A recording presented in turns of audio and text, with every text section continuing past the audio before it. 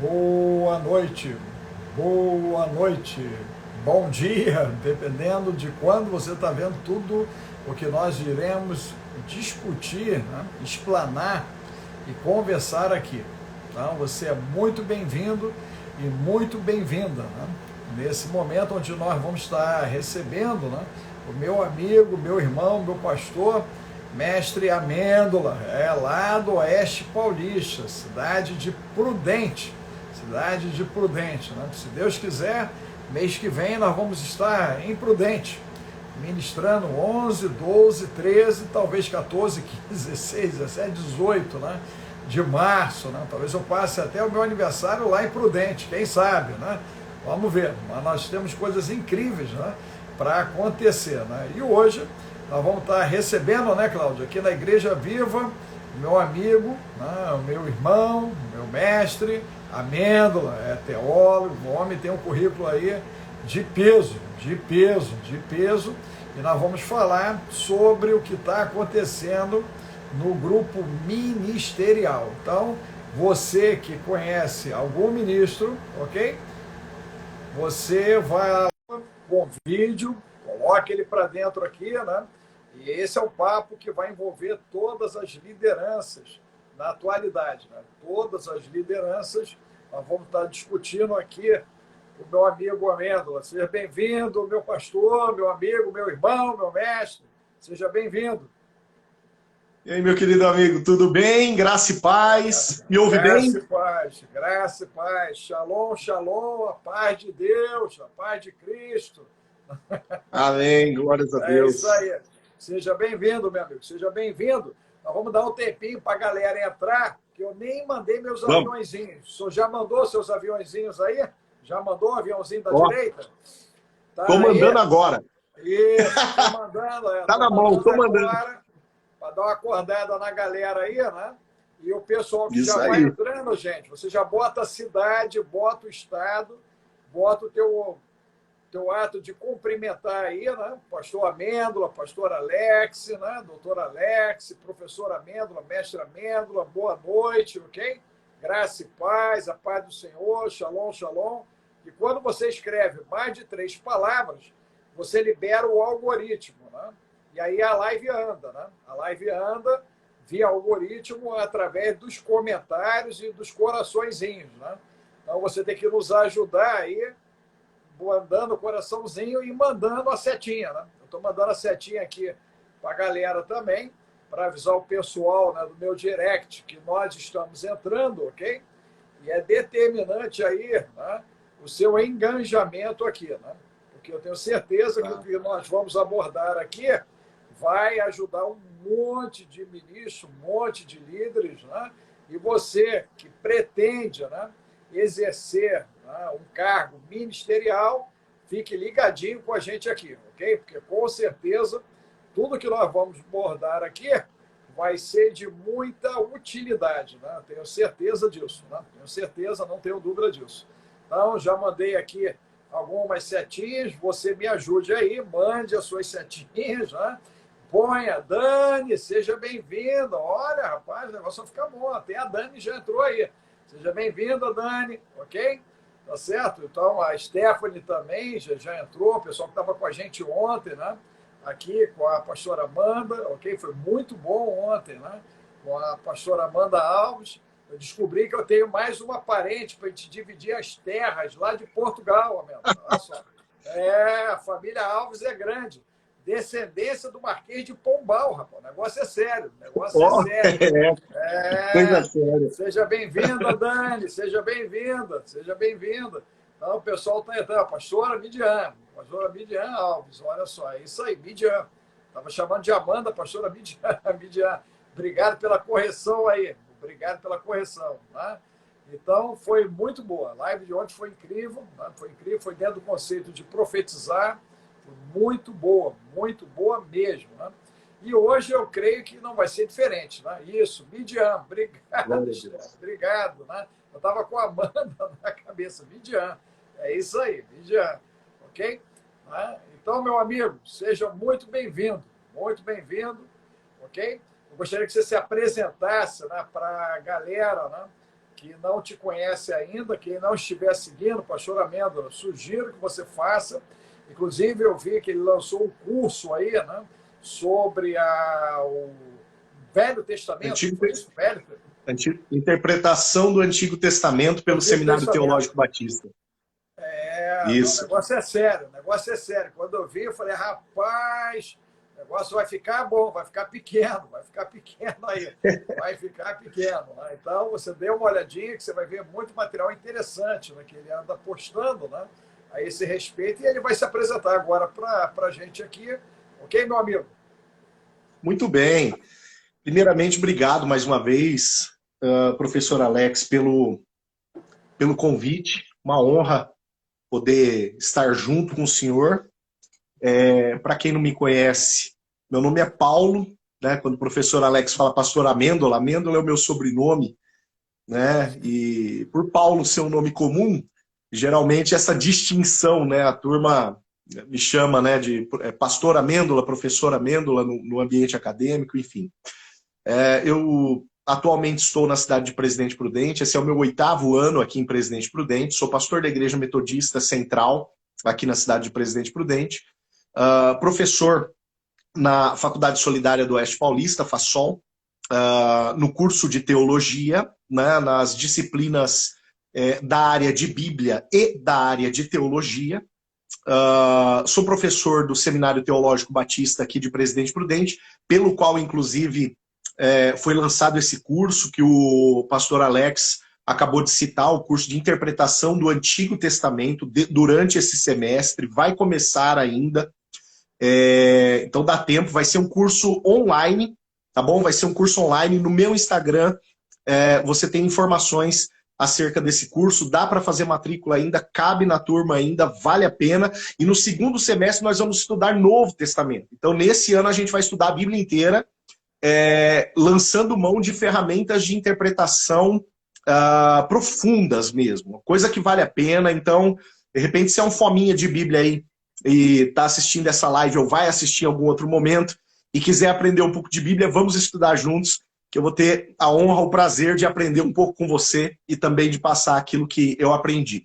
Eu também leciono no seminário Bispo Sila Franco, que é o Seminário Teológico da Igreja Metodista na 5ª Região Eclesiástica. Em tudo isso, as disciplinas voltadas à área de Bíblia. Atualmente, eu estou na presidência do Conselho de Pastores de Presidente Prudente, ao finalzinho do meu mandato, estou encerrando o meu mandato, né, na verdade, 3º mandato consecutivo, né, estou encerrando ele agora no mês de março, né, agora no mês de fevereiro a gente tem a retomada das reuniões presenciais, no mês de março a gente tem a Assembleia que vai eleger a nova diretoria do Conselho de Pastores aqui de Presidente Prudente, que eu, com alegria, nesses últimos 3 mandatos, tive a alegria de presidir. E estamos aqui para conversar um pouquinho, né? Mais uma vez, obrigado, doutor Alex, pelo convite, honrado por poder falar contigo sobre o colapso ministerial e emocional que nós estamos vivendo nesse tempo. Ok. Então, a gente vai fazer um bate-bola, né? A gente vai ficar muito à vontade aqui, muito à vontade. Você já é do time, né? Essa deve ser a nossa 5ª ou a 20ª live já. Já fizemos várias. Tá entre a 5ª e a 20ª, né? A 20ª live, você já está dentro do time aqui, tá certo? Já, né? Presente. Então, vamos trocar uma ideia. Eu queria que você fizesse a tua leitura, né? Primeiro, e aí depois eu vou fazer a minha leitura, né? E a gente vai batendo bola em cima um da leitura do outro. Né? Qual é a leitura que você está fazendo, né, desse presente tempo no que tange, né, as nossas lideranças, né, e o grau de adoecimento, né, já que você faz o pastoreio de pastores, né, você tem essa oportunidade de pastorear pastores, então você tem uma visão privilegiada, né, do problema, do que está acontecendo, né?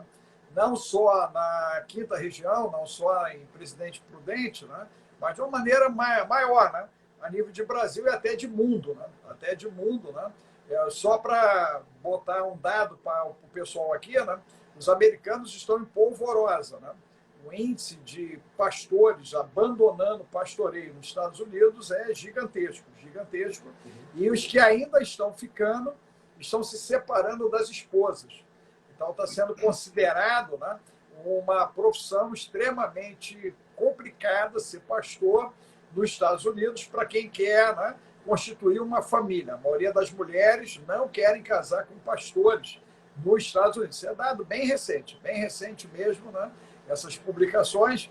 E aí eu quero saber de você qual é a leitura, né, qual é a leitura que você vem fazendo a respeito desse colapso no ministério, na questão emocional, o que você acha que pode estar contribuindo para toda essa tensão, para toda essa desordem, por que o nosso pessoal está tão doente, por que a gente perdeu tantos pastores na pandemia, né, até aqui, e temos um número, talvez, né, infinitamente maior, sequelados no pós-Covid também, né, que eu tenho acompanhado isso, tem muita gente sequelada no pós-Covid. Professor, inicialmente eu penso assim, a palavra colapso, ela é uma palavra assim, muito ampla, né? Eu andei pesquisando sobre a palavra colapso e encontrei dados acerca dela, aplicações da palavra colapso, nas mais diversas esferas. A engenharia usa a palavra colapso, a medicina usa a palavra colapso, os profissionais da área de saúde mental usam a palavra colapso e tantos outros, mas existe alguma... Área econômica também. Área econômica, a questão do colapso econômico, exato. E existe algumas definições, ou existem algumas definições. Olha o Nelson aí, Deus abençoe, Nelson, nosso amigo lá de Vitória, do Eu Escolhi Esperar. Obrigado por atender esse convite, Nelson. Essa palavra colapso, ela tem uma base que eu julgo que ela seja essencial, fundamental, para todas as definições na qual ela vai ser utilizada. Eu gosto de pensar, né, e eu preferi pensar por esse ponto de vista, colapso como a perda da efetividade, né, de alguma serventia que algo tem. Então, quando a gente fala de colapso ministerial, nós estamos falando de um ministério que está perdendo a sua efetividade, que está deixando de ser efetivo, que está deixando de atuar de uma maneira relevante e transformadora, e pensando numa dimensão de chamado que está deixando para trás o motivo do seu chamado, o motivo aquilo que Deus confiou a esse ministro. E eu penso que esse colapso, professor, ele é resultado de um colapso anterior, né? Que é o colapso emocional. O senhor falou de dados dos Estados Unidos. O Instituto Schaeffer dos Estados Unidos, ele fez uma pesquisa, publicou uma pesquisa, não há muito tempo, uma pesquisa do período de pandemia, falando acerca de números pastorais, números de colapso pastoral, dentro desse período 2019 e 2020. Né? Então, pegando aí essa virada para a pandemia. E olha que números terríveis. Eu acho que vale um parêntese aqui. A gente fala de números de pastores em colapso nos Estados Unidos, nós estamos falando de uma realidade que já vem acontecendo há pelo menos 10 a 15 anos. Né? O colapso pastoral, o colapso da liderança eclesiástica nos Estados Unidos não é a realidade atual. Ele é antigo. Não, né? Ele vale até um dado interessante. Né? O brasileiro, para esconder o colapso do sistema religioso local, ele resolveu usar o termo church. Tá? Quando, na realidade, os americanos estão pipocando e a Inglaterra está pipocando. Não sei se esse church é irlandês. Eu não sei se é da Irlanda, porque na Inglaterra pipocou tudo e nos Estados Unidos está tudo pipocado. E o brasileiro, cara, vai usar o termo church. Quando eu olho isso, cara, fica, rapaz, que insanidade, né? É insanidade os caras usar o termo church para tentar dizer que é algo novo, algo diferente, quando da onde é a origem da palavra está pipocando tudo, cara. E o problema é tão grande que o nosso colapso também, o nome vem de lá, né? Porque aqui o colapso está chamando burnout. Ou Isso, uma das é isso aí. manifestações do colapso, né? É É o isso aí. burnout dos pastores. Não tem mais o que queimar, né? Então, é a perda da efetividade. Agora, olha só, pensando em um país, em uma realidade, olhando para os Estados Unidos, Olha cujo só, colapso. o André entrou lá de Boston, botou aí, ó, The Church Issue. Aí já entrou lá em Ai, ó. Estados Unidos. Você acabou de chegar nos Estados Unidos, você está lá em Boston agora. Olha lá. Ah lá, tá vendo? Então é alguém que vai confirmar isso que nós estamos falando. Quer dizer, na Europa o problema já é mais anterior, 20, 25 anos. Agora de 10, 15 anos nós estamos falando de um colapso nos Estados Unidos, que está escorrendo para a América do Sul, que está escorrendo para o Brasil. Então nós não podemos ignorar essa realidade. Então nós temos números hoje dos Estados Unidos que são preocupantes e que se estes números não servirem de advertência para nós, amanhã eles vão ser os nossos números, né? Por exemplo, 70% dos pastores dos Estados Unidos lutam contra o fantasma da depressão, contra o fantasma do burnout, contra o fantasma da tristeza profunda. 71% se dizem esgotados, cansados. O ministério os cansou. O ministério já mexeu com as emoções deles. Olha o número piorando. 80% desses pastores, eles dizem que o ministério impacta de uma maneira negativa nas suas famílias. E agora, um item que eu julgo que seja, eu particularmente, tá? Eu sou, como o pastor, professor Alex falou, eu sou um entusiasta do pastoreio de pastores. Trabalho com isso há 12 anos. 12 anos. Acredito nisso. Invisto nisso. Vivo isso. Esse último dado é assustador. 70% dos pastores dizem: eu não tenho um amigo. Eu não tenho alguém com quem eu possa abrir a válvula de escape, abrir a válvula da panela de pressão, para que eu possa contar as minhas emoções, falar sobre as minhas dificuldades, confessar os meus pecados, né? E aí o que acontece? Esse pastor que absorve, né? Esse líder que absorve a, a, a, as dificuldades, os problemas, as questões emocionais de tantas pessoas, de tantas famílias, esses líderes, eles vão servir as suas igrejas como? Né? Tem algo que eu tenho muito firme no meu coração, pastor Alex, que é o seguinte: um ministro ferido, ele tem, por consequência, um ministério ferido. Um ministério ferido gera pessoas feridas. Então, a começar de um líder ferido, nós chegamos em uma igreja potencialmente ferida. Olha que coisa incrível. E se a gente pegar um pastor, um líder que está ferido, esse líder está trabalhando de perto, muito de perto, com a liderança imediata que trabalha ali com ele. Ele está lidando muito de perto com essa liderança imediata. Essa ferida está se alastrando. Ao invés de ser instrumento de cura na vida daqueles que ele tem trabalhado de uma maneira efetiva e próxima, ele vai estar contribuindo ou para a inércia espiritual e emocional dessas pessoas, ou pior, ele vai estar contribuindo para uma ferida espiritual e mental nessas pessoas. E aí a gente vai ter esse problema, essa questão de uma doença se alastrando na liderança. Tem um amigo meu da Aliança Brasileira de Pastoreio de Pastores, da ABPP, o pastor Josadac Lima. O pastor, ele chama a liderança da igreja de núcleo duro.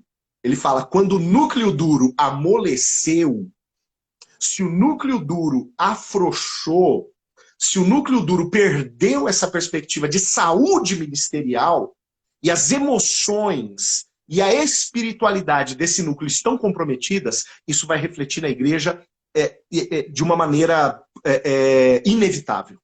É inevitável. Deixa E eu aí a gente... pegar, deixa eu pegar aí, Claro. né, para a gente ampliar esse conceito. Né? O que acontece? Né? O livro de Jeremias diz, e da maneira como é o povo, assim será o sacerdote. Né? Lá em Jeremias, Jeremias fala sobre isso, né? E ele fala de uma classe de pastores prevaricadores, pastores lobos, né? E pastores que espalharam, né, as ovelhas do Senhor. Né? Então, ele e Ezequiel, eles batem muito forte a esse respeito. São dois livros bíblicos, né, que batem muito forte em cima disso. Né? Eu venho de uma época que, em 1970, nós estávamos movidos por muitos paradigmas. Ok. E esses paradigmas criaram, né, um sistema religioso, aonde houve uma compressão. Tá? Então, as pessoas ficaram comprimidas. Né? A gente viu a década de 80 acontecendo, né? Os anos 90. Em 2000, a minha sensação é que a galera chutou o balde. Tá? O pessoal começou a chutar o balde dos anos 2000 para cá. Começaram a chutar o balde. E o que aconteceu? Né? Coincide com o momento de aumento de obesidade do brasileiro, inclusive. Né? Para cada 10 brasileiros, nós temos 6 obesos na atualidade, e pelo menos 3 em estado de obesidade mórbida. Né? Então, o brasileiro ele começou a ter uma saúde muito comprometida, né? A partir dos anos 2000, ok? Fruto, talvez, da melhora que o real provocou, aquela coisa toda, todo mundo comeu um pouco mais, né? Foi para o biscoito, foi comer mais gordura. Resumo, a galera adoeceu pela boca. Né? O pastor, historicamente, ele faz o papel do comilão e do beberrão de refrigerante. Né? Vamos começar a falar da saúde física do cara. Ele é resistente a fazer exercícios físicos. Né? A coisa mais difícil é você encontrar um pastor numa academia. Coisa mais difícil, você encontrar um pastor na academia. E aí, pastor? Você não vai encontrar um pastor na academia. É raríssimo você encontrar um pastor na academia. Então, você não vai ver ele fazendo uma caminhada. Você não vai ver ele fazer uma corrida. Né? Tirando o bispo Raibran, da Cristo Vive, que está na 27ª lá, São Silvestre, da vida dele, né? Ele, para mim, é um ícone no nosso meio, porque eu não conheço mais ninguém que tenha a disposição dele. Todo dia ele está correndo lá, todo dia ele está correndo. Né? Então, ele está se preparando para ir para o céu correndo, literalmente correndo. Né? Então, o nosso pessoal tem muita resistência em mudar hábitos tóxicos, nocivos e abusivos. Né? Esse período da Covid, a gente perdeu muito pastor com comorbidade. Pelo menos a maioria que me chegou, né, até que foram recolhidos, eles tinham comorbidade. O pessoal era diabético, tinha problema de pressão alta, né? Estava com nível de obesidade. Quer dizer, então, toda uma vida desregrada. Né? É aquela máxima. Né? Eu digo o que você deve fazer e eu não faço. É igual o médico fala para você não fumar, o cara fuma, para você não beber, o cara bebe, quer dizer, faz tudo errado, né? E na sequência vem a conta. Tá? Junto disso, nós temos uma geração de pastores irascível. Tá? E eu vi isso do ano 2000 para cá. Muitos sanguíneos, muita gente sanguínea, né? Então, o pastor é tudo brabo, o cara discute com todo mundo, ele arruma confusão para todo mundo. A palavra de ordem no período de pandemia foi canalha, né? Eu ouvi um monte de pastor importante nosso, canalha. E aí eu fiquei pensando se isso era música, se isso era reggae, se era um ritmo musical, né? Porque só era canalha para cá, canalha para lá. Falei, meu Deus, onde é que nós vamos parar, né? A orientação de Paulo é não se envolver em vãs contendas, está todo mundo brigando, todo mundo xingando, o pessoal começou a xingar, né? E aí o pessoal vai para as mídias, xinga, e para cá, para lá. Resumo, né? Eu vi um grande desequilíbrio emocional e fomos surpreendidos, né? A nível aí dos últimos 5 anos, com várias ocorrências de pastores deprimidos, né? Depressão profunda, e fazendo quadros de suicídio, inclusive, ideação suicida, né? Nos Estados Unidos, aqui no Brasil, né? Portugal, você vê, Portugal nós estamos com suicídio a cada 3 minutos. Em Portugal agora, 3 minutos. A cada 3 minutos o português está se suicidando. Então, a coisa é grave. O Brasil, eu estou aguardando a atualização. A última, 2018, é a cada 40 minutos. A minha estimativa é que a gente já bateu 12 minutos. A cada 12 minutos, nós temos um brasileiro se suicidando. E devemos chegar o ano que vem na casa dos 5 minutos. Essa é a minha expectativa pessoal, de tudo que a gente vem acompanhando. Então, na realidade, a gente percebe que há um relaxamento do Exército do Céu, no sentido de estar preparado para esses momentos, Amêndola, dos últimos minutos ou segundos, né, do dia para a chegada da treva profunda, parábola das virgens prudentes e as virgens loucas. Né? Chega um momento, né, que o pessoal se dá conta que tem que buscar unção, aquelas virgens, né, e aí vão para as prudentes, né, o pessoal aí de prudente, aí a galera de prudente diz, ó, nós não temos para dar, brother, sem chance, não podemos te vender, tu se vira, meu irmão, tu se vira, agora é contigo mesmo, e nós vamos ficar aqui.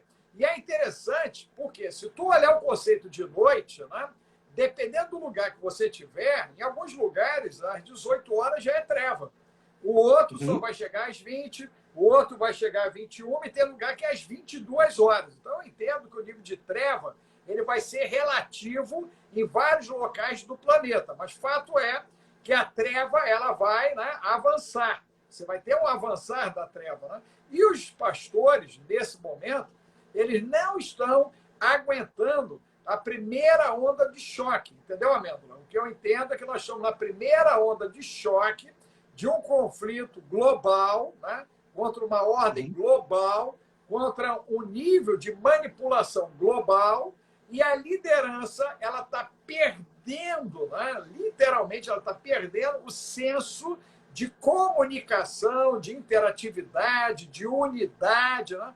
Tá todo mundo na moda, vamos embora. Se alguém pinta a igreja de preto, o cara vai lá e pinta de preto. Se o cara botou luzinha vermelha, roxa, amarela, azul, ele mete vermelha, roxa, amarela e azul, né? Ele lança, pô, noite. Rapaz, o cara lança noite do terremoto. Ele está profetizando.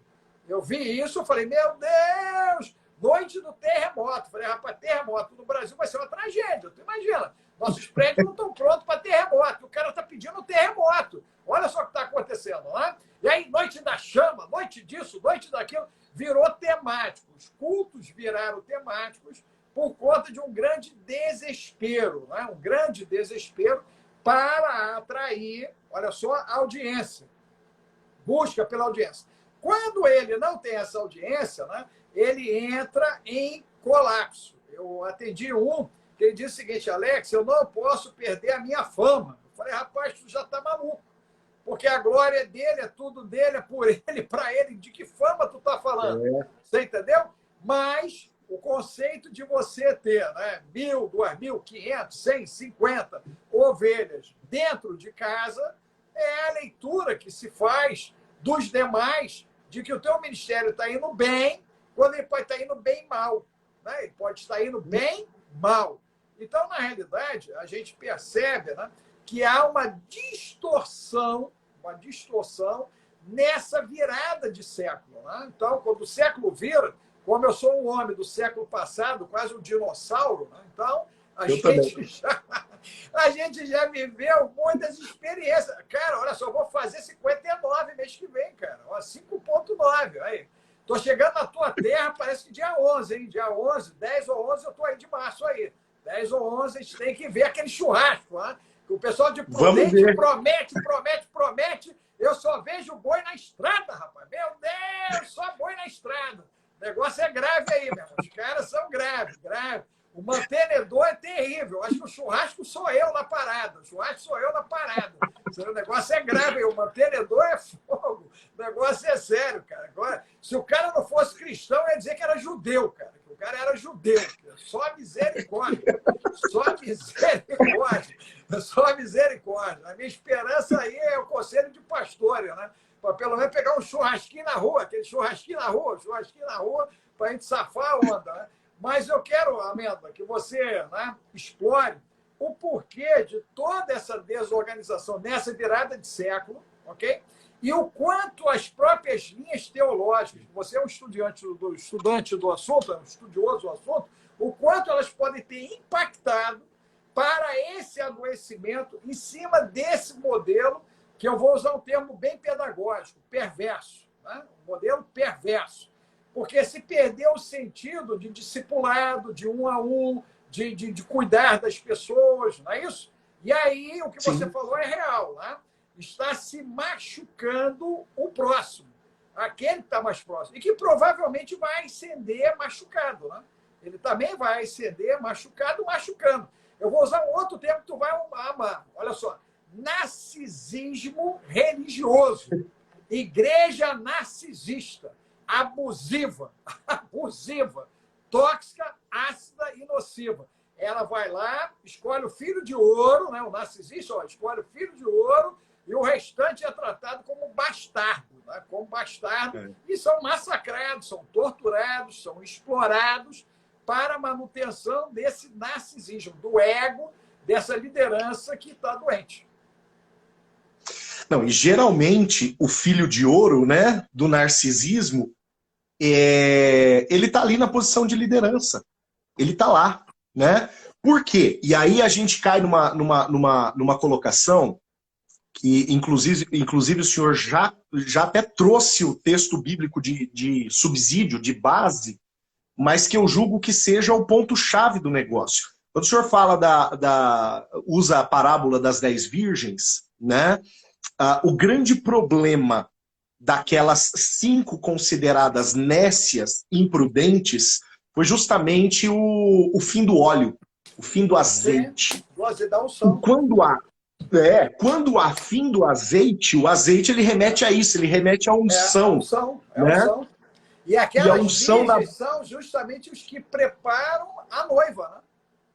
Exato, quer dizer, elas estão ali no mesmo lugar das virgens prudentes, né? As que estão com o óleo e as que estão sem o óleo, elas estão no mesmo lugar, elas estão esperando o mesmo noivo, prestando atenção na mesma direção, só que na hora de demonstrar o preparo, né? E quando a gente fala de demonstrar o preparo, colocar o óleo para funcionar, colocar a unção para funcionar, e isso em uma dimensão bíblica significa... Porque vai chegar a treva e vai ter que ter, né? Vai ter que ter. E o óleo, ele significa isso, o exercício do ministério.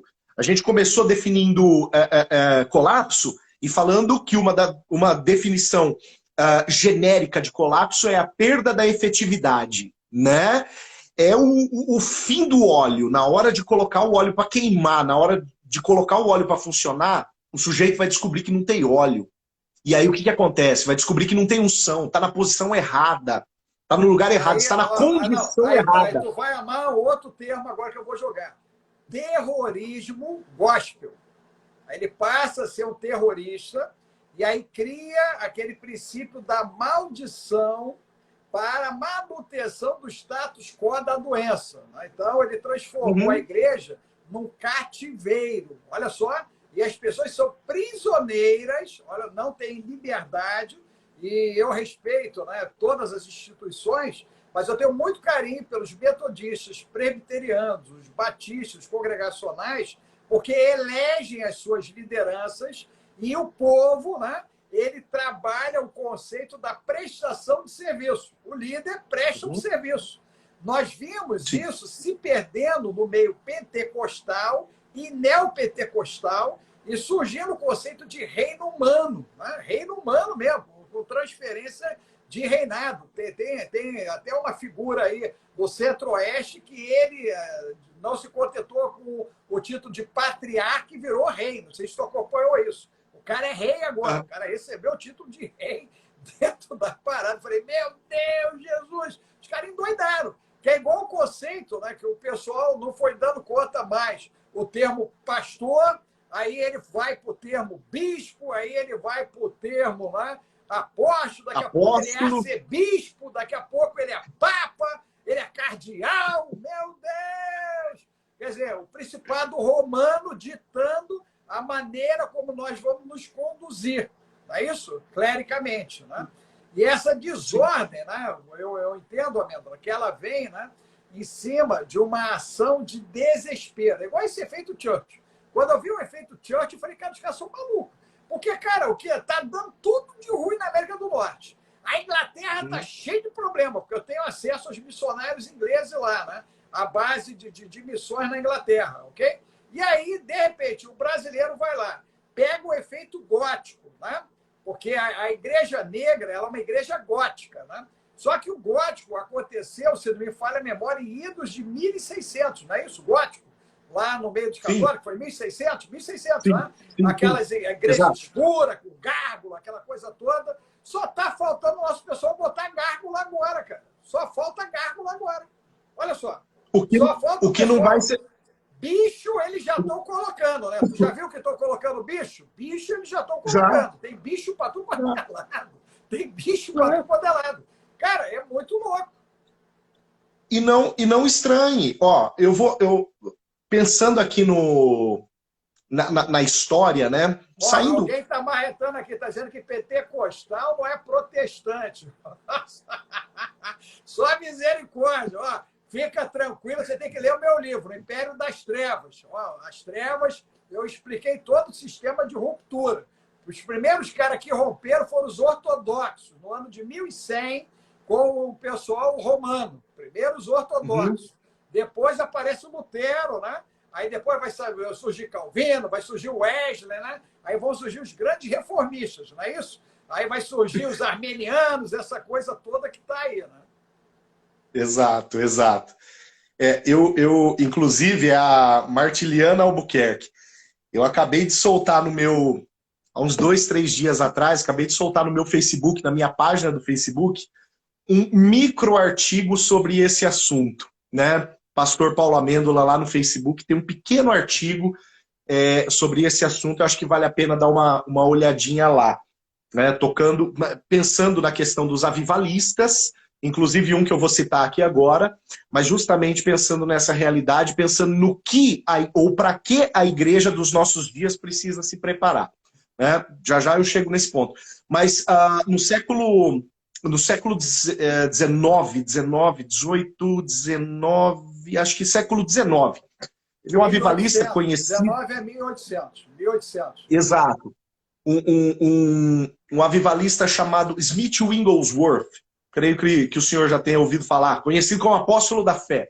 O Smith Wigglesworth, ele tinha uma frase que era a frase de cabeceira dele, né? Esse cara, ele atraía multidões e Deus usava esse sujeito dentro de um ministério de cura, dentro de um ministério de restauração tremendo, de revelação tremendo. E ele dizia o seguinte, o fogo não precisa ser anunciado.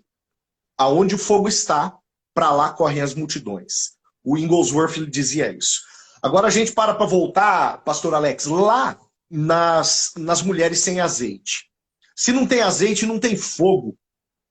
Se não tem fogo, algum outro artifício, algum artifício, melhor dizendo, vai precisar ser colocado como substituto do fogo para chamar a atenção do público. E aí a gente vê o que tem acontecido com a igreja de hoje, né?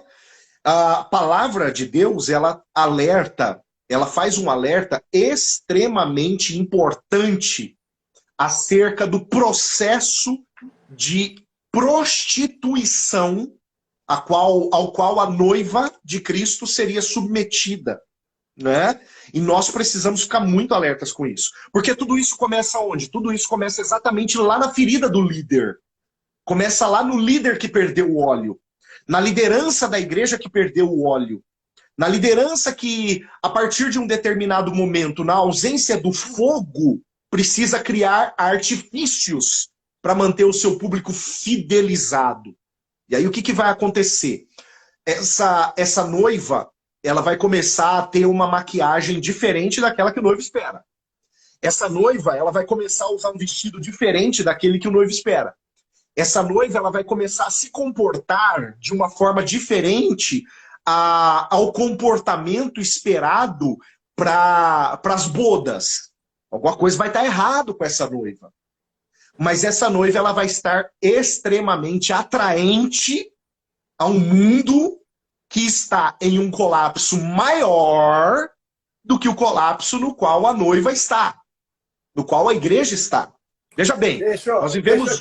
Deixa eu te ajudar nisso. Vamos chamar isso de Sim. efeito Mary Kay. Mary Kay. A Mary Kay tem produtos Ótimo, incríveis. ótimo. Não, não é efeito Mary Kay. Você já pode já usar isso aí, ó. Efeito Mary Kay. Por quê? Né? Existe um corretor de óleos da Mary Kay que é incrível. A mulher não dormiu, tá com o olho todo roxo. Tu olha para a bichinha, ela tá linda. Ela tá linda porque a Mary Kay foi lá, né, e deu aquela consertada em tudo que estava, né, estragado. Né? E aí eu vou usar o termo que tu vai amar mais. Jezabel. Jezabel. Tá? Jezabel. Sim. Então, nós estamos dentro de um efeito onde Jezabel ela está se apresentando, né, em vários ministérios, ok? E ela está ditando a maneira como as coisas devem acontecer. Olha só, maneira, e está lá em Apocalipse, nas cartinhas, né? Tem carta para todo mundo, Exato. carta para todo mundo, tem carta para todo mundo. A questão toda, né, é que esse adoecimento ele tem o quê? De arrogância, prepotência, soberba. Olha só, de soberba na atualidade. Por quê? Provérbio de 1 a 4, Amêndola, ele vai falar de entendimento, conhecimento, discernimento, bom senso, inteligência emocional, cognitiva, espiritual e sabedoria. E lá em Provérbios 1, o Senhor vai dizer o seguinte: eu vou me rir e zombar das tuas escolhas e vou me esquecer dos teus filhos. Olha só. Uhum. Aí nós estamos hoje, né, com diversos ministros, né, mas é muita gente, com problemas graves com seus filhos.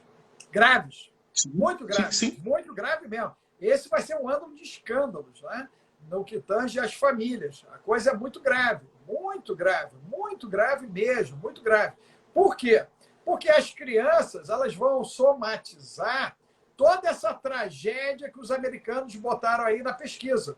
Os 70, 80% que você citou aí, cara, os filhos estão sendo massacrados. As mulheres têm, olha só, a coisa mais difícil é você encontrar uma mulher de pastor feliz. É. Eu digo Verdade. isso porque eu ando muito, eu ando bastante, eu faço isso para fazer a minha senhora feliz. Só a misericórdia, só a misericórdia. Por quê? Porque elas ficam sendo bombardeadas literalmente por tudo, né?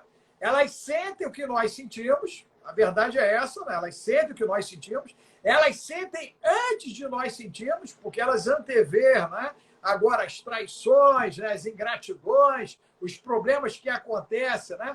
No meio que nós estamos inseridos, elas percebem a manipulação do sistema, né? As mulheres, elas são Uhum. águias nisso, elas têm anteninhas, e elas já percebem, ó, estão te usando, o sistema é de uso e abuso, vão te descartar, aquela coisa toda. Então, essa mulher, ela fica muito sobrecarregada por conta disso. E ela ainda tem que lidar com o mau humor, por vezes, do próprio marido, que tem paciência, né, Amêndola? Para todo mundo, menos para o pessoal Uhum. de casa, né? Que aí a gente já pode falar na de Bourdieu, né? O camarada, ele é quase um bipolar espiritual, né? Porque ele apresenta o comportamento, né?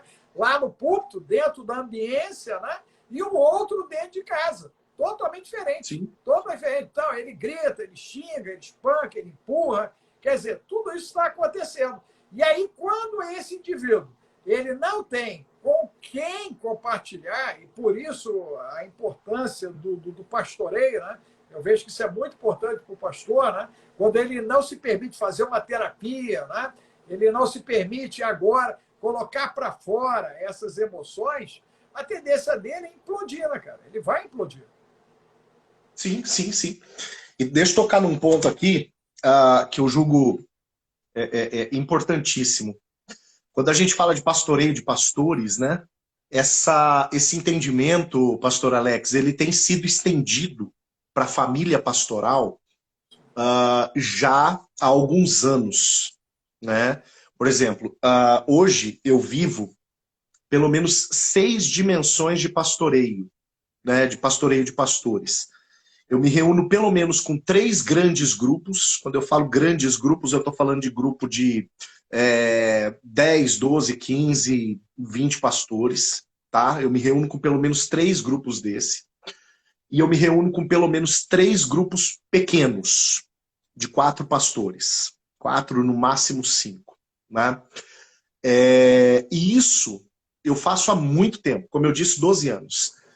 E lá atrás a gente começou a perceber a necessidade da gente estender isso para a família pastoral.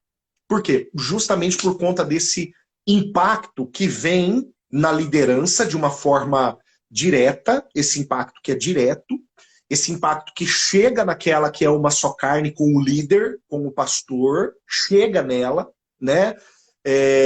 Às vezes massacra ela e às vezes o pastor ele tem uma linha de escape que a esposa não tem. Então é efetivamente necessário, indispensável, que uma dinâmica de pastoreio de pastores pressuponha o pastoreio de esposas, o pastoreio de filhos, né? É indispensável isso. E é uma realidade que hoje, graças a Deus, a gente já consegue viver, né, dentro da nossa denominação. Agora, deixa eu dizer, dentro da nossa região, na denominação, né? Agora, deixa eu dizer algo que eu acho importante a gente tocar nessa questão das tolerâncias, né? O senhor falou acerca da tolerância a Jezabel, né? Apocalipse, capítulo de número 2, ali a partir do versículo 20, igreja de Tiatira, né? Tenho, porém, contra você o fato de você tolerar essa mulher, Jezabel, que se declara profetiza, que ela não somente ensine, mas ainda seduza os seus servos a praticar a prostituição e as coisas santificadas aos ídolos. Olha o efeito dessa profecia, desta visão profética, ou ação profética, entre aspas, né? De uma falsa profecia dentro das nossas igrejas, de um falso óleo, né? De um artifício substituto ao azeite. Olha que terrível isso, né? O ensino vai fluir de uma perspectiva profética mentirosa, né? A autoridade da igreja vai estar comprometida por conta disso. O Alex está comunicando que ele acabou de ser citado pelo Whindersson Nunes. Olha só, o Whindersson Nunes, o Alex bateu meu filho, né? Ele passou de 1 milhão de visualizações, né, no podcast e já passou de 1 bilhão de visualizações em todas as mídias que ele vem trabalhando. Já passou de 1 bi, cara. De 1 bi. E agora o Whindersson resolveu, né, pela misericórdia de Deus, agora deu uma impulsionada nele aí, ó. Aí ele está aí colocando. Mas valeu, Alex. Deus te abençoe, cara. Parabéns. Vamos voar. Parabéns. Muito show, muito show, muito show. Não, menino é espetacular, espetacular. Que lindo ver o Alex Júnior nessa. Deus abençoe mesmo o Alex. Glórias a Deus por isso. Glórias a Deus por isso. Agora, olha só, pastor, aonde vai, né, essa tolerância? Aonde vai essa tolerância, né? Quando a gente vê e olha que no Brasil, né, nós temos uma teologia que nasceu na dimensão latino-americana na década de 70, conhecida mesmo, né, como teologia latino-americana ou teologia da libertação, que ela tem princípios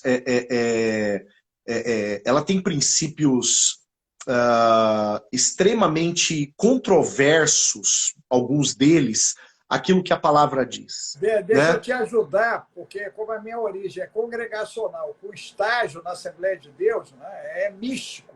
É místico. A galera foi pro místico. Né, foi pro místico da coisa. Foi pro místico. Exato. E ainda nós temos o efeito neopentecostal, que é mais complexo do que o pentecostal, né? O neopentecostal.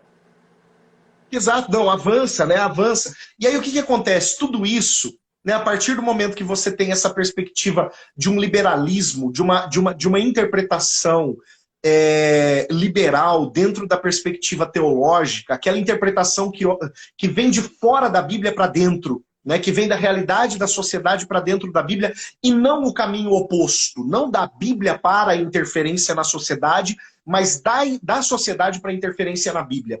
Aí nós vamos ter uma teologia que negocia o seu óleo, né, uma teologia que negocia o seu azeite, e uma teologia que vai... Deixa eu botar um detalhe aí, Amendo. Será que esse processo ele contribuiria para toda essa desordem que está acontecendo na mente dos nossos líderes e automaticamente se refletindo no corpo e na família dele, né?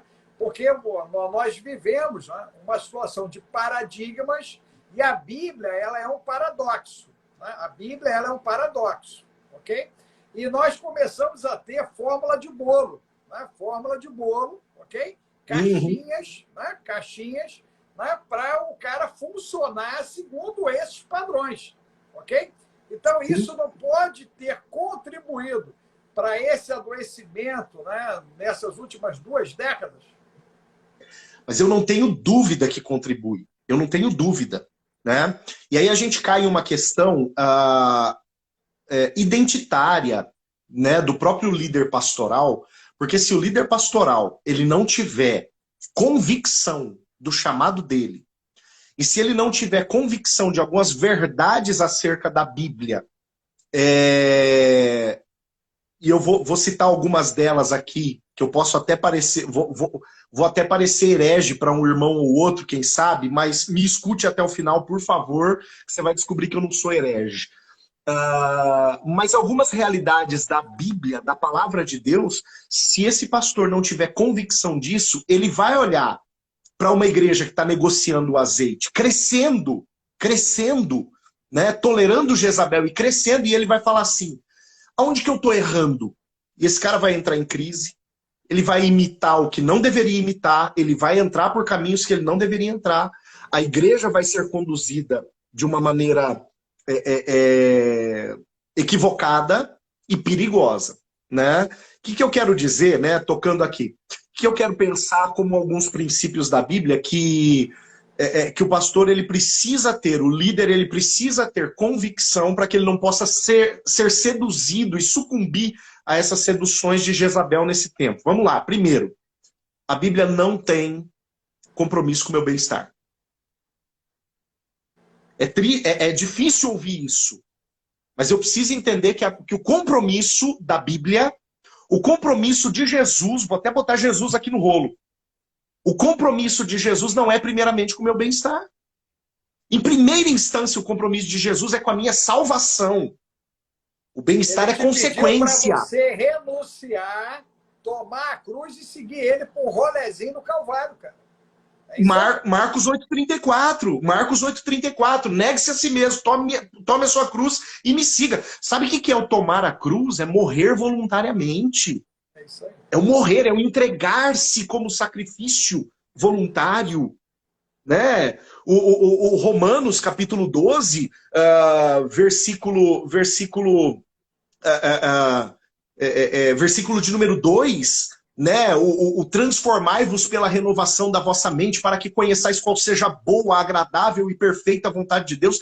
Isso é sacrificial. Né? A transformação 3, é sacrificial. Colossenses 3:1. Se já ressuscitaste. Sim, o se já ressuscitaste. Pense nas coisas que estão de cima. Não olha para a terra. Meu Deus! Exato.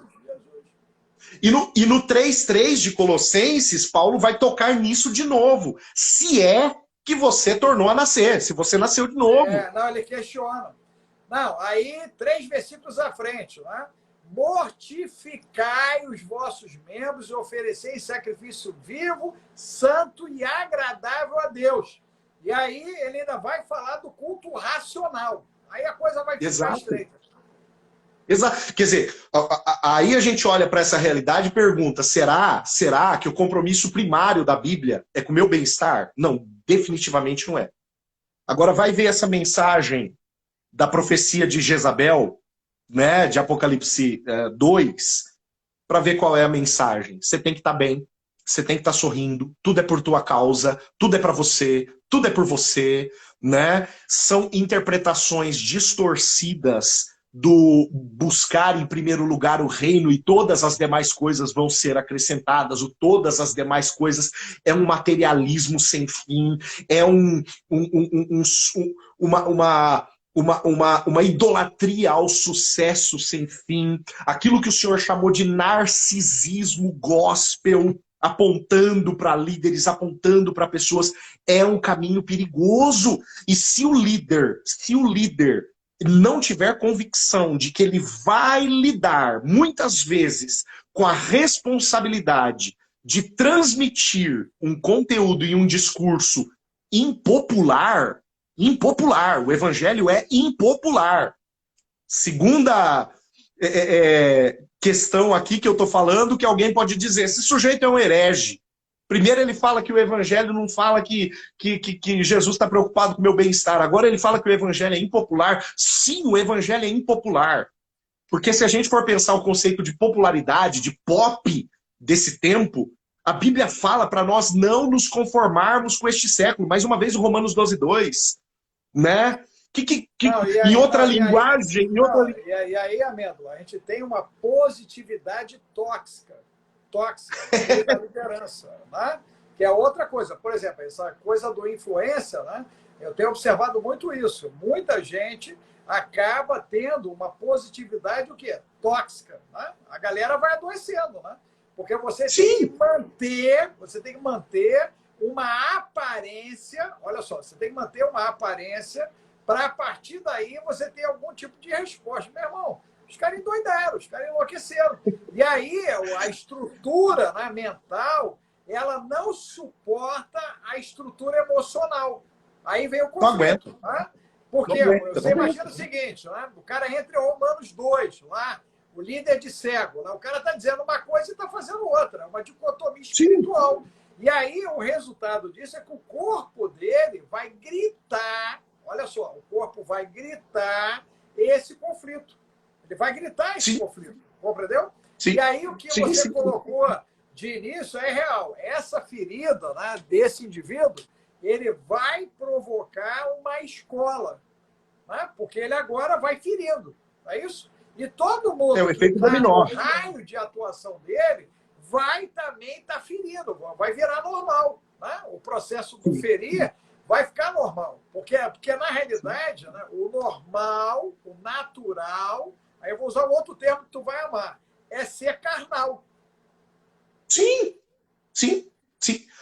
Mas é a ideia do evangelho pop, né? É a ideia do líder pop, né? Uma tradução contemporânea para não vos conformeis com este século é não se tornem pop. Não se tornem populares, amigos demais do mundo. A Bíblia fala, João ele vai falar na sua primeira epístola qual é o resultado da amizade com o mundo. E não vai dar coisa boa, isso vai dar ruim, isso vai dar problema. O senhor falou de sustentar uma aparência. Olha só, eu andei na contramão, graças a Deus, eu posso falar isso como líder de pastores, né? Como presidente do conselho aqui na cidade, como pastor dos meus pastores aqui no Oeste Paulista, né? Eu tenho a alegria de falar isso. Como pastor presidente da igreja na qual eu sirvo, eu andei na contramão da maioria dos meus colegas na pandemia. Da maioria dos meus colegas. Na pandemia, eu tenho colegas que engordaram, adoeceram, né? Eu peguei Covid e tive algumas descompensações. Eu não peguei esse Covid mansinho de 2022, não. Eu peguei aquele bravo de 2020. Né? Em novembro de 2020, minha família, eu, minha esposa, meus 2 filhos, fomos infectados. E isso trouxe para nós algumas descompensações. Foi o período que eu peguei também. Eu peguei em novembro também, 2020. Novembro, dia de ação de graças. 26 de novembro de 2020, eu descobri que nós fomos diagnosticados, testamos positivo. Aí o que acontece? Deu algumas descompensações, nós começamos tratamentos, né, com vitaminas e tudo mais, e começamos a correr atrás também de produzir saúde. Tanto minha esposa, eu, né, passando dos 40 aí e começando a produzir saúde, e pensando em produzir saúde. Eu tenho a alegria de dizer que eu emagreci 14 quilos desde o início, né, das dietas, das caminhadas e tudo mais até agora. E numa caminhada, é raro. Eu vou caminhar no lugar onde todo mundo vai caminhar aqui em Presidente Prudente. Chama Parque do Povo, quem é daqui conhece. Todo mundo vai caminhar lá. E a gente anda o Parque do Povo inteiro. A gente não anda em um pedaço, em um bloco. Ele tem diversos blocos. A gente anda nele inteiro. Então a gente vê todo mundo que caminha lá, pelo menos na parte da noite, que é o nosso horário de caminhada. E eu encontrei um pastor. Raríssimo isso acontecer, mas encontrei um pastor lá, caminhando. Pastor Alex, você não acredita. Ele estava de tênis, calça social, camisa polo por dentro da calça e caminhando. Eu achei, pela roupa dele, Ele estava voltando de uma reunião de oração e tal, e estava passando por ali. Dia seguinte eu encontro o rapaz de novo. E aí, meu irmão, paz, tudo bem? Tudo jóia. E aí eu descobri que não, que aquilo ali ele estava criando também uma rotina de produção de saúde. E eu tive a oportunidade de sentar e conversar com esse irmão em determinado momento, porque é alguém que nós não somos amigos íntimos, mas nós temos uma proximidade. Eu tive a oportunidade de sentar e conversar com esse irmão em um determinado momento. Você está vindo caminhar? Tô. Intencionalmente? Sim, intencionalmente. Estou vindo aqui para produzir saúde. Falei, que roupa é essa? Ele não é um pastor da minha equipe, tá? Não é pastor da minha equipe pastoral aqui do Oeste Paulista, não. Mas como alguém conhecido, eu perguntei para ele, que roupa é essa? Ele falou, não, vai que algum irmão... Eu falei, o que tem que o irmão te... Não, mas é que por causa da postura. Eu falei, a sua postura depende da sua calça? A sua postura depende da sua camiseta estar por dentro da calça? A tua postura depende de você estar caminhando com a calça social. Você pegou tudo bem, pegou a calça social mais velhinha de todos, mas colocou uma calça social para vir caminhar, meu irmão. Olha o que você está fazendo consigo. Você está caminhando, enquanto você está investindo no teu físico, né? A tua mente, ela continua ligada. Ela está em conflito, ela continua ligada naquilo que está te estragando. E aí eu comecei a pensar com esse sujeito, se de repente essa dinâmica de postura, de postura maior do que posicionamento, né, de imagem maior do que interior, se ela não está interferindo em outras áreas da vida dele. Conversa de 20 minutos. Conversa de 20 minutos. E ele falou, rapaz, você não imagina como essa conversa me fez bem. Eu disse para ele, vou falar para você uma frase que eu costumo utilizar e falar muito com os meus pastores, os pastores da equipe que eu tenho a alegria de superintender. Não é a minha roupa que me faz pastor. Não é a erudição da minha palavra no altar que me faz pastor. Não é não dá para ver aqui, mas não são os meus diplomas que me fazem pastor. Não é a quantidade de livros, eu tenho uma biblioteca de 700 livros e tenho a alegria de dizer que 80% dela eu já li. Não é a minha biblioteca que me faz pastor, o que me faz pastor é o meu chamado. E se eu não entendo esse negócio denominado chamado, eu vou me machucar e eu vou machucar outros. O meu chamado anda comigo no bolso da bermuda, assim como ele vai andar comigo no nó da gravata. Aí, ele anda comigo de chinelo. Aí deixa eu te dar um gancho aí. Olha só. Chamado é uma coisa que é comum antes do ano 2000. 2000, tá? De lá para cá, a gente teve uma profissionalização, né, do exercício da figura do pastor, né? E surgem os pastores executivos, né? Pastores executivos. CEO. Os pastores CEO. Que eles têm que dar produção,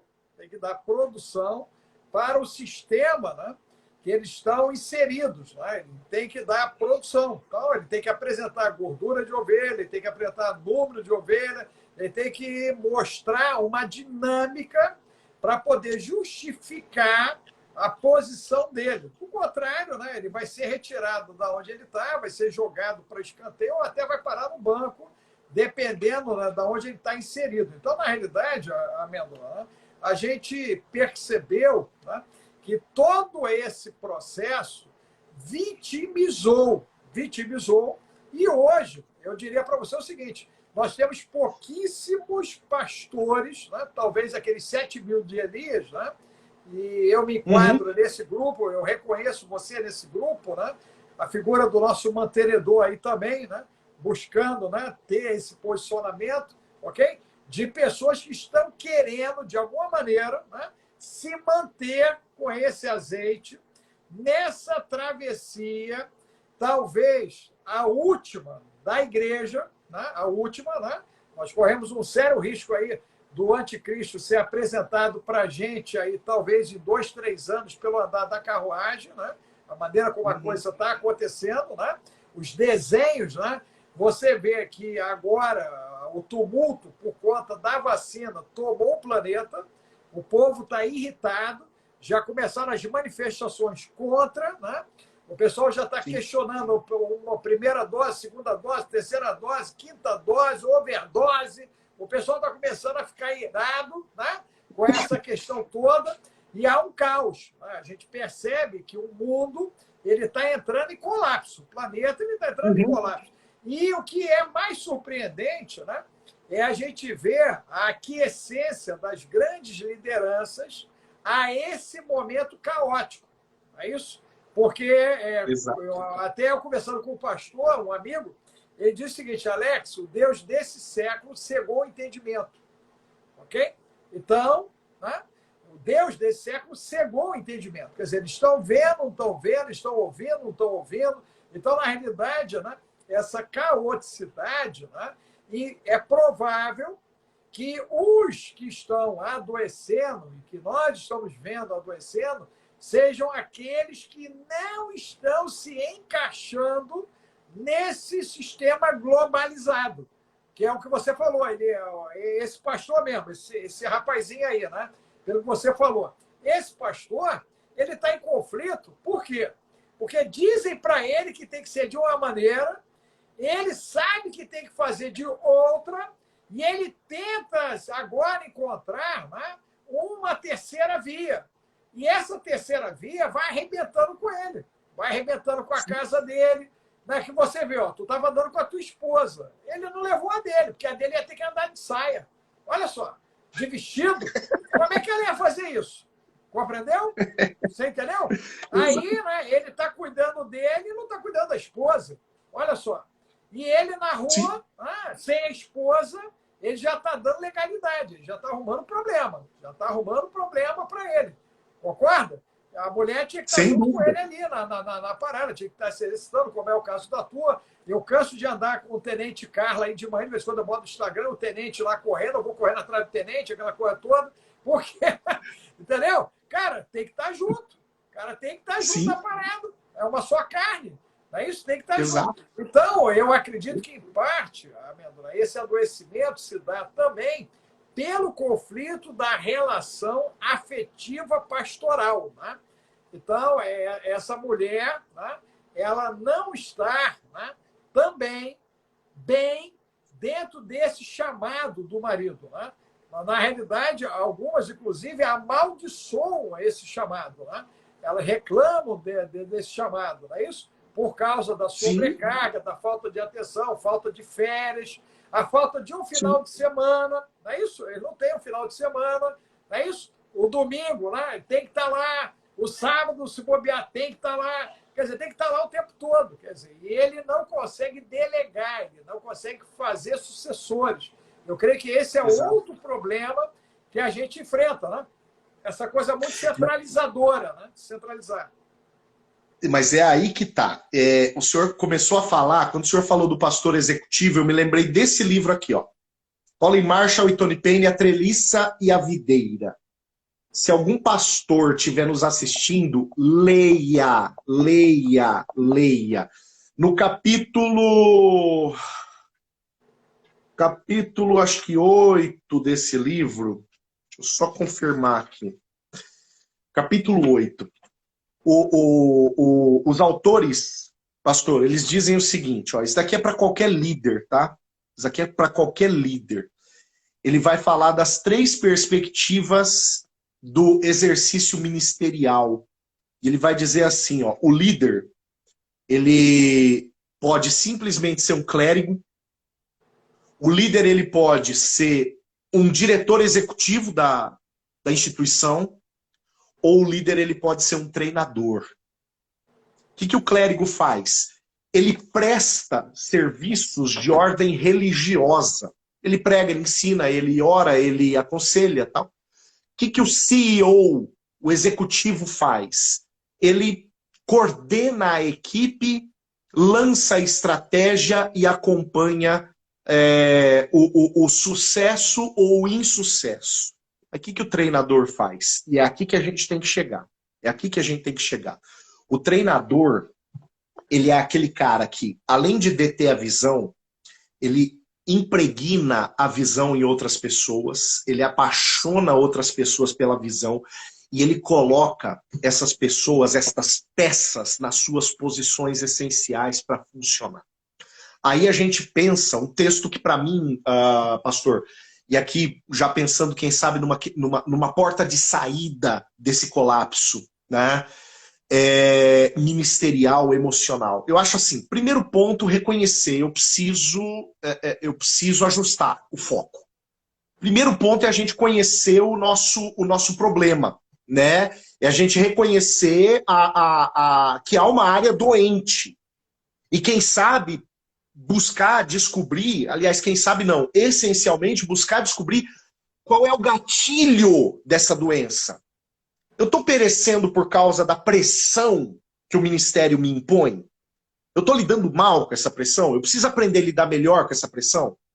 Ou eu estou perecendo, e tem muito no ministério pastoral, por conta de uma incompatibilidade, de uma discrepância no que diz respeito a responsabilidade versus reconhecimento. Né? Deixa eu te ajudar. Nós já Sim. estouramos em 10 minutos. Eu creio que nós vamos ter que marcar o retorno. Colapso 2, a vingança. A vingança. Porque não vai dar para a gente... Cara, a gente não saiu nem do primeiro tópico, Amêndola. Não saímos nem do primeiro tópico. Nem do primeiro tópico. Então, olha só. Eu vou te dar 2 minutos para tu encerrar. Nós vamos já marcar um retorno, eu e você, tá certo? Vou marcar um retorno, né? E aí eu vou botar, a chamada vai ser essa, colapso à vingança. A vingança, a vingança. Né? Porque nós temos que virar, tem que virar o game. Tem que virar o game. Hoje a gente só colocou o aperitivo, né? Não deu nem para colocar a carne do churrasco. Ficamos só no aperitivo da parada, né? Em cima disso aí, ok? E aí eu vou ver contigo, né, quando é que você pode retornar.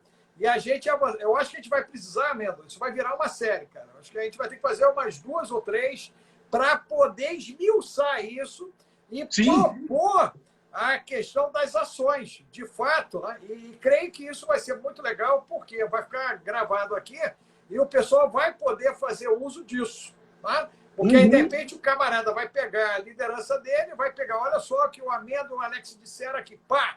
Aí vai botar para os caras, o cara, pô, meu irmão, isso mesmo, está acontecendo desse jeito, está acontecendo desse outro, eu estou andando de calça mesmo, o outro andando de sapato, meu Deus, estou todo mundo doido, não é isso? E está na hora da gente centrar, porque eu entendo, Amêndola, que essa guerra vai ser bem longa e cruel, tá certo? Bem longa e cruel.